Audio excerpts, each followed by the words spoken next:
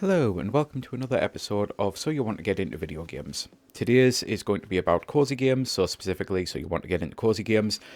Um, there's a lot to cover with cozy games. There's like millions upon millions, and I don't want this to come across as overwhelming, so the risk of really pissing people off, especially because the whole point of this being cozy, I don't want to make that kind of video or anything.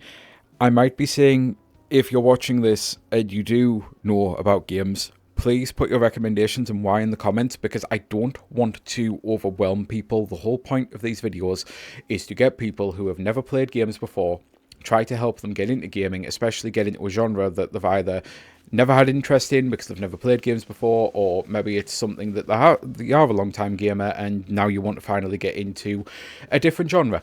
I don't want to overwhelm and mention 27 different titles, so I'm going to be mentioning a specific 3 in this video, and I don't want to call it like the big 3, but at the same time, at this moment in time, it probably is the big 3. It's 3 places where to start, essentially. I'm probably going to get yelled at by my villagers because this is Animal Crossing New Horizon, the Switch 2 edition. I basically put the Switch 2 edition on, got Minoru, got Tulin, and then didn't really do anything. I deleted all the stuff off my island, I did the reset-y thing, and I realised that I'm going to really struggle to rebuild an entire new island because I've already done this twice. I had an issue where I lost my first island giving my first Switch away. It didn't do the transfer properly, and by the time I realised, the Switch was already in France, so kind of unable to do anything about that. So I've already rebuilt the island twice.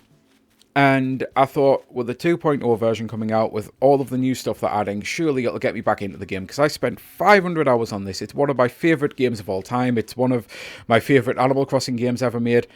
No, I really can't get back into it. It turns out this well has been tapped dry for me. But for you, who's never played it before, this is the game to start with, as far as I'm concerned. You get this. There's so much content, it's unbelievable. Not to an overwhelming degree, although obviously I've not played the game from the start with all of the new stuff, so maybe that comes across as a little overwhelming.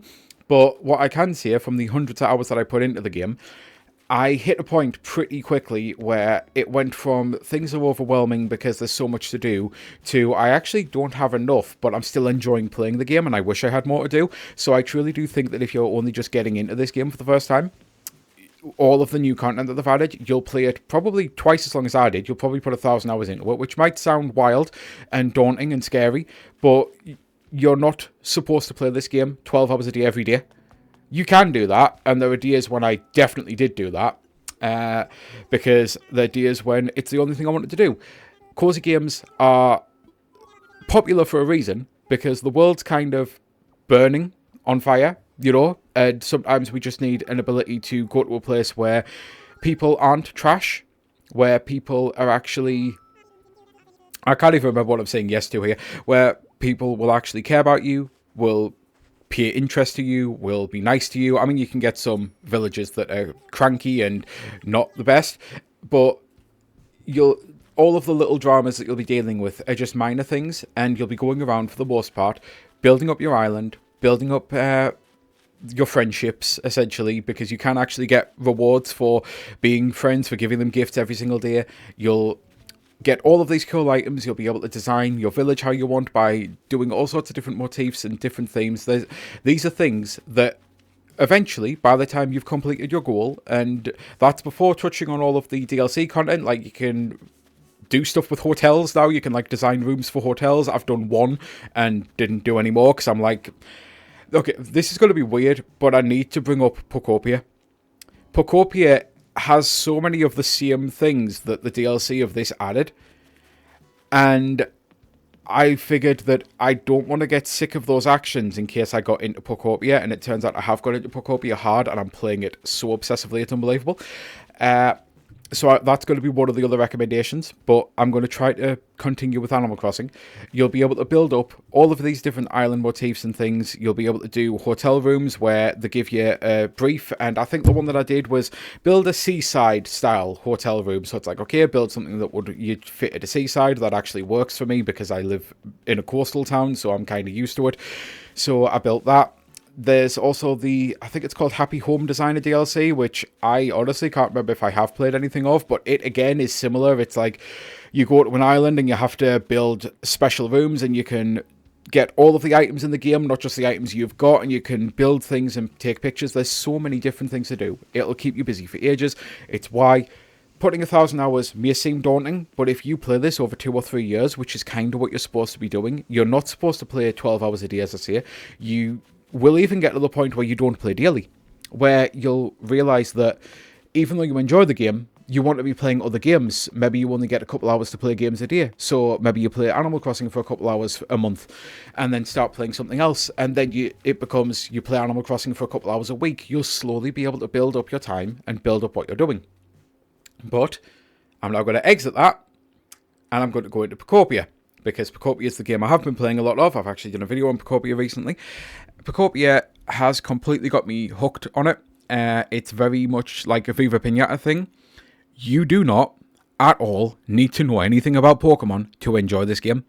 If you are completely getting into gaming as a whole, and you only know of Pokemon and you know of a couple of the actual monsters, a couple of the names, like the most obvious being Pikachu, and then like Eevee, and then Squirtle, Bulbasaur, Charmander, the OG starters, doesn't actually matter. You genuinely do not need to know anything about Pokemon to be able to enjoy Pocopia. All you do need to know is taught to you and told to you. You are told what things fire Pokemon like. Not surprisingly, they're like fire, they're like warm climates. The water Pokemon like moist climates, are like a high humidity level, so you need to build things with a lot of water. Grass Pokemon obviously want a lot of foliage, want a lot of trees, want a lot of grass, want a lot of plants. There's so many different things that it'll teach you how to play. It really doesn't matter, and here is one of my all-time favourites. I didn't even play this generation, but I love owls so much, so the fact that I got a Dartrix, I was so happy. And Dartrix just... It's actually annoying, because... Not Dartrix, by the way. The fact that the game says Dartrix is a narcissist, and it's like... I grew up... Like, I'm not trying to turn this into a trauma video, I've got those videos on my thing, but I grew up around some narcissists. Dartrix constantly comes up to me, asks me about how my day is, actually takes an interest in me, actually gives me gifts that are helpful. Like, that's not a narcissist.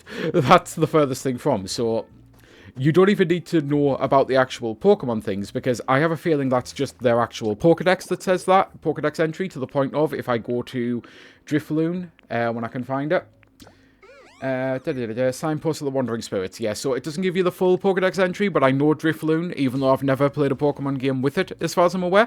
Outside of this one, I know Drifloon basically kidnaps children or something like that. It's got a very dark lore to it. But Drifloon in this, it's just a lonely little wandering spirit. And when you meet it, it comes up to you, and I know I mentioned this in the Pocopia video, but if you're watching this to get into the things, then you probably haven't seen that video. It comes up to you, and it's just like, I'm lonely, I want to be around some Pokemon, would you help me out with that? And then it also takes you to, like, Dream Island, where you can collect items. Drifloon's really based in this, so, again, you need to know nothing at all about Pokemon.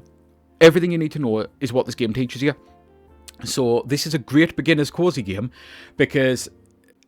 It's, again, an all-in-one. It all teaches you everything. At the moment, there's no DLC or anything. There are some limited time events, but apparently you can time travel, and what that means is essentially changing the actual date and time. So you'll see at the moment I'm recording this, 1909. It doesn't tell you the actual date, but I think it's March 11th today. I think it's the day after Mario Day, funnily enough. And... you would go into your clock and basically set it to March 18th, so you could go a week forward, or March 7th, so you could go a few days back, you know. Time traveling in that capacity is what I'm referencing, because you can do that in Animal Crossing, you can do that in Pocopia. It's something that kind of breaks the game, but it also allows you to play the game your way, is what I should say, because that's the only downside to cozy games. Sometimes, in the limited time that you want to do things, you might kind of be time-gated, so not in a particularly bad way, but building a house takes time, obviously. Doing anything like industrial takes time. So you'll put it on, you'll build this habitat, and then suddenly you'll be told, yeah, this will be completed tomorrow. And if your plans for what you wanted to do that day was, right, I need to make sure that I build a home for Bulbasaur, Combee, and Charmeleon. And also, this is a Pokemon I can't remember the name of fully, so hello. Primple up. So I need to build a house for these 4. It needs to be done today. That's what my goal is today. So I run off and get all the resources and gather together 8 Pokemon and build a house that'll fit 4 Pokemon. And then to be told that I have to come back tomorrow, that would suck. But that's kind of the whole point of these games. You don't look at them with a, I have to do this today. You look at them at a lens of, I want to do this today. And if that happened to me, which it did with this house here, I'm waiting to get a Blastoise so I could basically make a house for the water Pokemon. I went out, built it, and then ended up finding something else to do. And it's just one of the beauty of these games. There's no actual time crunch. There's no pressure. There's no... At any point, there's never a, you have to do this right now, immediately. When they do a timed event, kinda. But even then, the timed events are done in such a way that they're designed so that you can get away with playing an hour or a couple a day and be able to get all of the stuff that you actually need. So, Pokopia, I truly do feel, is kind of the best, like, best beginners one. Animal Crossing might be the best cozy game out of the 3 that I'm mentioning. Pokopia might be the best beginners one. But there is another one that I want to bring up, and I personally don't think it's that much of a beginner's one, to be honest, because I've just got I want to see a rare item, essentially that feather. I want to make sure I'm saving before I exit out. I didn't really care with Animal Crossing. I haven't played the Switch 2 version of this so far, so I don't know if my island or everything, well, my farm is going to have carried over, because I put about a year's worth, not real time a year's worth, I put in-game's worth a year's worth into an island, so I don't know if all of that carries over with the Switch 2 stuff, or if I'm about to start again. Thankfully, it didn't. So, day 17 of winter, there we go. Stardew Valley is one of those games that is absolutely massive. Everyone talks about it. It's a single developer who did it, and they make constant content updates. I know update 1.7 is due out. Maybe it's actually what came out with the Switch 2 version here. I honestly don't know, because I'm not really the biggest fan. I've tried so hard. I've tried playing it solo, I've tried playing it co-op. I just don't vibe with this game a lot, but I had to cover it because this is one of the most big, cozy games out there. It truly is. My issues with it are, I don't like a lot of the way the controls work, to be honest. None of it feels very intuitive. I'm having to use L and R to change my things here, and ZL and R to change my items, and I don't like that at all. My right analog is a mouse cursor, because this game was designed with the PC in mind, and then they made the console versions. I don't think it's been optimized that well for this.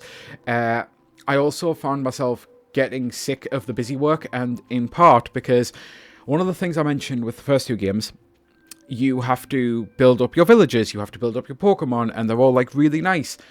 Stardew Valley... Oh, this is going to annoy some people. I know it's going to annoy some people, but unfortunately it's the only way I can look at this game. Stardew Valley feels like, you know when you get people saying that things were better in the 50s, and it's a specific group of people who wanted things where, like, the towns were straight and white, and... Yeah, Stardew Valley is kind of that farm. There's like one black person, I think, in the entire farm. There's a homeless person called Linus. He's the only person whose name I actually bother to remember, because he's the only person I actually like in this town. I don't like a single person in Stardew Valley. Like, a single person. I have tried so many times. I don't like the actual NPCs, and in a cozy game, you kind of have to like them. It meant that I got to the point where I was running around, and I would do chores on my own farm, run into the mines and do combat. The mines are great, they're really fun. They're actually quite difficult and challenging, which is another reason why I don't think this is a great beginner's one. I think this is a, once you get into cozy games, make this your next step, and you will probably love it. I am one of the only people on the planet who, and I don't want to say I hate the game, I don't. I like a lot of what the game does, I just dislike a lot of the characters, as I say, which is a problem, because it means that I don't want to do quests for them, and I don't want to expand the relationships, and I don't want to advance that, and that's most of the game. So I got through my first season, I'd built everything that I was able to build, I'd explored all of the mines that I was able to explore. Playing it co-op, I managed to make it a little further. I made it to my second spring on that file, and the whole point with the co-op was, my friend, she was going to do the quests for the other people and actually build that up, and I would focus on the rudimentary chores, all of the stuff that I knew I at least liked doing. But then it turns out playing the game co-op, that stuff doesn't carry over. So then that just basically meant that she also had to start doing all of the mine stuff, but I'd already discovered a load of it, and she also had to start doing this, that, and the other chores and build that up. And then I also had to start doing the villager stuff, which I really wasn't enjoying doing again. And it got to the point where she actually jokingly said she loves the game. She's put thousands of hours into it, that it is one of her all-time favorite games. And she knew going in that I was not the biggest fan. And she's like, maybe you'll be the person who actually keeps me past a year. And I'm like, what do you mean? You've put tons of time into this? It's like, yeah, even I get to the point now where I play a year and then I just start a new farm and do it all over again and try to speedrun things. It's like, okay, so that's a bad sign, because I was hoping you were going to keep me playing and you're hoping I'm keeping you playing. Not surprisingly, we've not played it in over a year at this point, and that is in real time. It's been over a year since we last played the file together. The Switch 2 version, the Switch version, I think it's been about 4 years since I played it. I definitely played it before 1.6, which added a bunch of stuff. But yeah, this is an amazingly popular game, and if you love it, you love it. But I have met other people like me who also don't really get it, and it's like, you know what, I'd rather just play a Harvest Moon, I'd rather just play an Animal Crossing. And again, I don't want to mention too many titles. I could mention things like Spiritfarer at this moment in time. Spiritfarer is an amazing cozy game all about death, and I know that sounds weird, but it's one of the best games for grieving, and strongly recommend it to people. It's yeah. So yeah, I've mentioned what I can about Animal Crossing, Pocopia, and Stardew. I know I've done kind of a bad write-up about Stardew, but at the same time, there's not really much that I can actually mention that is unique to this. It is the same sort of loop of all of the other cozy games. You're supposed to like the people in the town, and basically your day-to-day would be, you start off with no money, you start off with a rundown farm, you have to chop down trees, you have to break rocks, you have to do a lot of menial chores to be able to then till some soil or hoe some soil, whatever the word would be, to then plant some seeds, to water some seeds, to grow some crops, to sell some crops, to earn money, to be able to buy better crops, to be able to buy better equipment. By advancing your relationships, you get better options, if memory serves, to be able to actually buy better equipment, so you can make beer, you can make milk, you can make honey, you can make all sorts of different things, all designed to be able to make more money for your farm. The whole point is you want to make money, money, money, money. That's the point of Stardew Valley, which that in itself might be another reason why I dislike it as much. Animal Crossing, making money is a benefit, but at no point do you need to make money. And maybe you don't need to make money in Stardew, but so much is locked behind money in Stardew, whereas in Animal Crossing, a lot of it is locked behind finding the recipe, earning the recipe, unlocking the recipe, then gathering the materials to build the recipe, and then you can build out your island that way. You don't really need to interact with the whole capitalism side of things, whereas Stardew, it feels like you really do. Stardew then also has like all of the, well, I see all of the others at the moment. Pocopia's got some timed events where a Hoppet's in my area,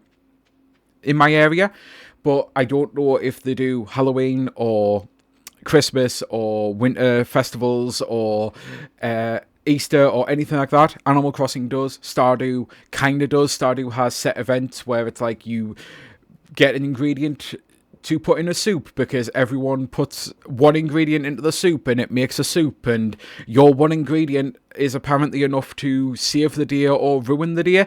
It's weird. You get a Halloween event in this, you get a winter's time event in this, obviously in the winter as well, because it is a farm.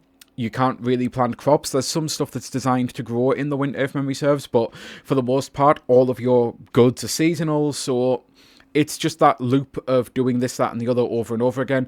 There's then also a huge quest line with this one to either go full corpo or go full community. Basically, you can restore the community centre, or you can make it so that the big Amazon-style evil corporation, I can't remember what it's called in this at this moment in time, it's something core, or you can make it so that like they take over the town.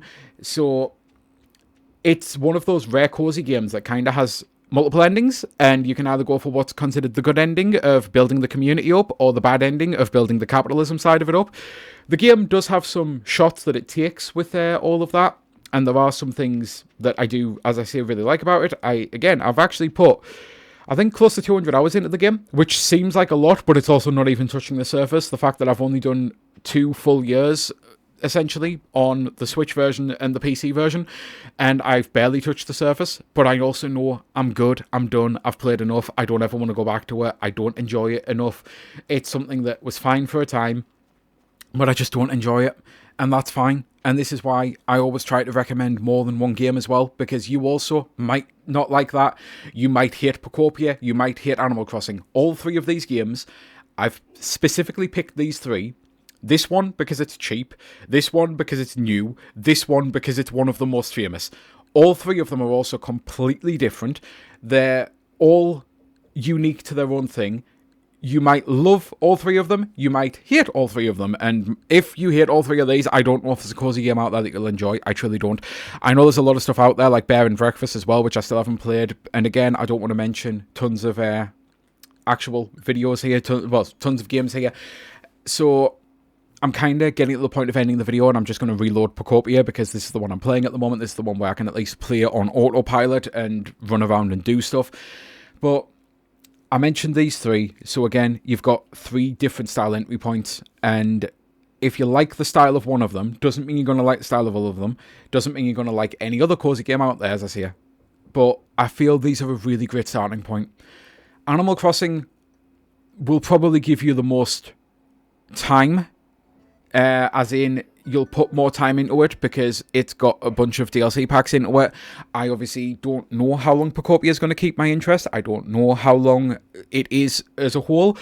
I'm in my first week of playing it, so it would be weird if I knew all of that stuff. I think a lot of people don't know that stuff at this moment in time. It's why at the moment it's kind of the current zeitgeist game of people discovering stuff together and talking about it. Animal Crossing's got a much better multiplayer from what I can gather than Pocopia, but I haven't got to do the multiplayer in Pocopia. Pocopia, it seems you go to a Dream Island together. Animal Crossing, you can do Dream Island stuff, and by Dream Island, basically everything you do, like if I went around here and chopped down all my trees, I'd never get them back. I'd have to plant them all again. If I went to a Dream Island and chopped down all the trees, I've done that to gain a large amount of like lumber so that I can construct things.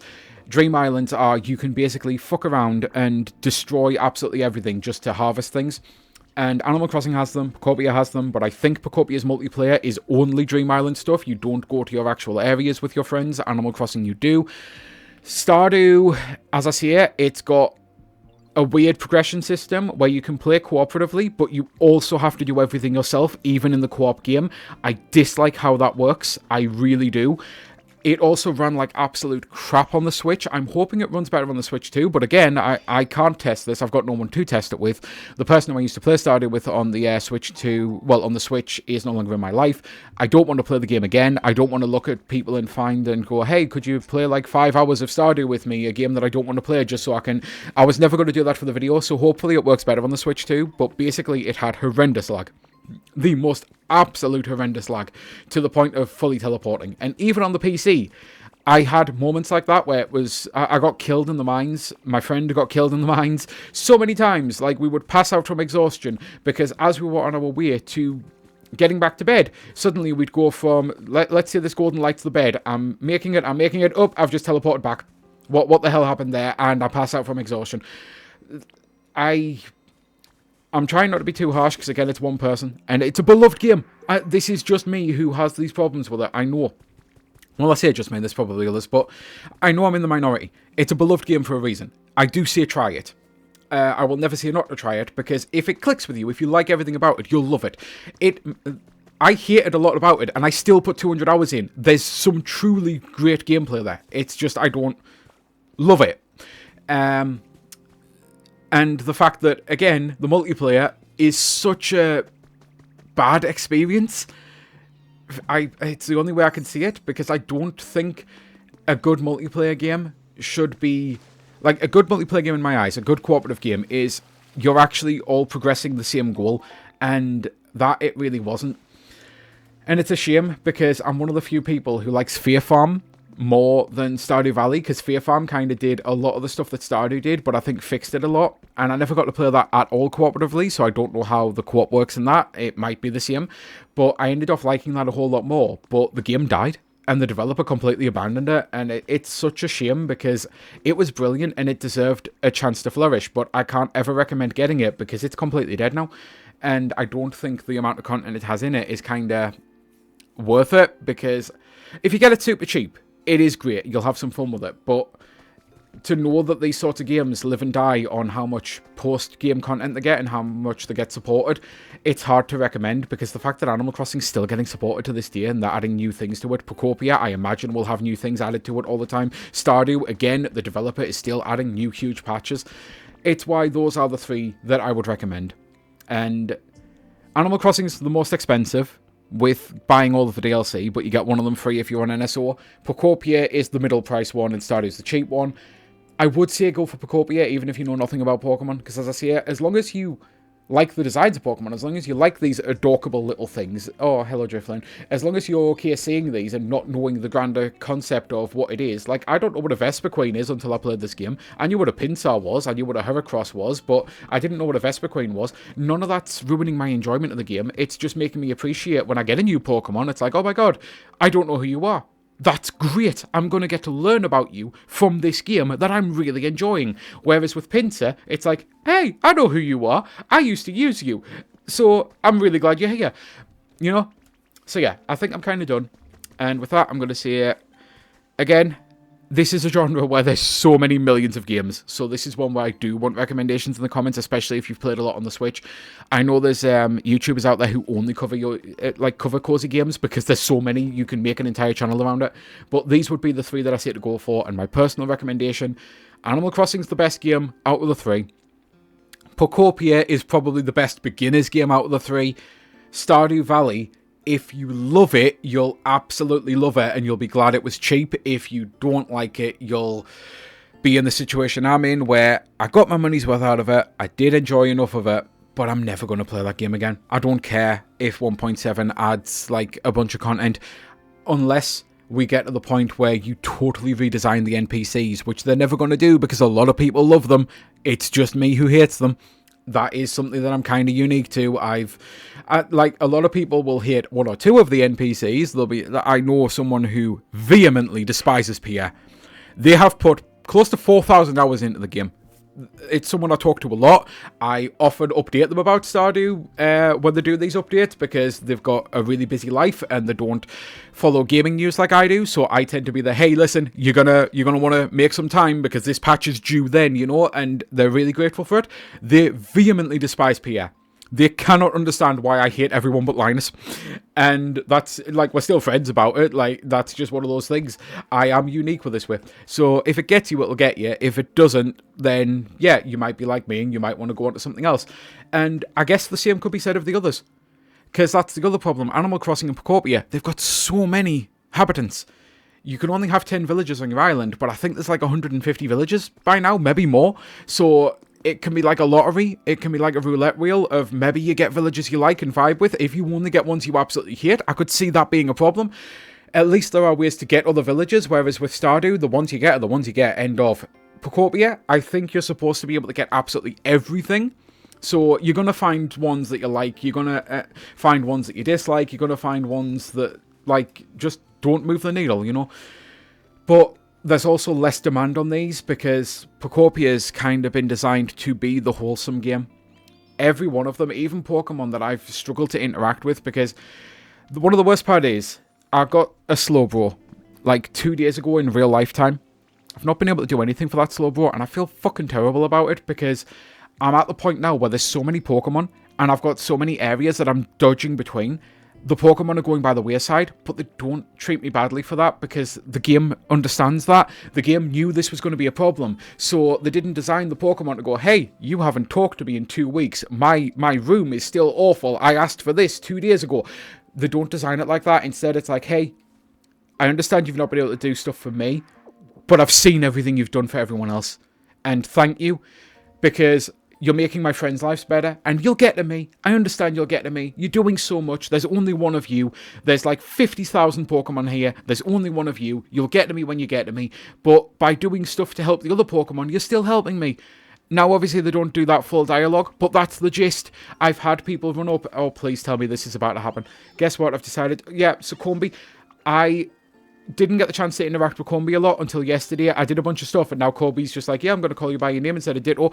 It's all of these little things like that that are amazing. But I have had Pokemon run up to me and do the whole, yeah, you help my friends. That actually makes my environment better, because when my friends are happier, it has an impact on me. So even if you can't help every single Pokemon, if you only help one in like a section where the Pokemon are, it does have a benefit for all of the other Pokemon. So there's never any of that time crunch or pressure, as I say. It's been designed that way to be wholesome, to respect your time, to not guilt you into, you have to do this. So yeah, it sucks that I've not been able to do anything for Slowbro. But Slowbro came into my life at the worst possible time, because I'm doing 17 other quests, and it's like, it's not 17, I'm not that overwhelmed, but I've got so many other things that I want to do, and I've got 4 quests, and I've got quests in this area, and I've got quests in that area, and I've got another area that I've just discovered, and it's like, sorry Slowbro, I'll get to you when I get to you, but Slowbro's not going to care about that. Slowbro's not going to punish me. Slowbro's just going to be like, yep, I understand, you're doing all of these things, you're trying to do the one big goal, all of the Pokemon want the humans back. So it's the greater good, essentially. It's the needs of the many outweigh the needs of the few of the one. This Slowbro understands that just because I haven't been able to do a lot of stuff for it doesn't fucking matter, because the big goal, I'm trying to get the humans back, and that's something all the Pokemon want. Personally, I don't want to speculate about the story or anything, or say anything that might be spoilers, but that's the, like, general.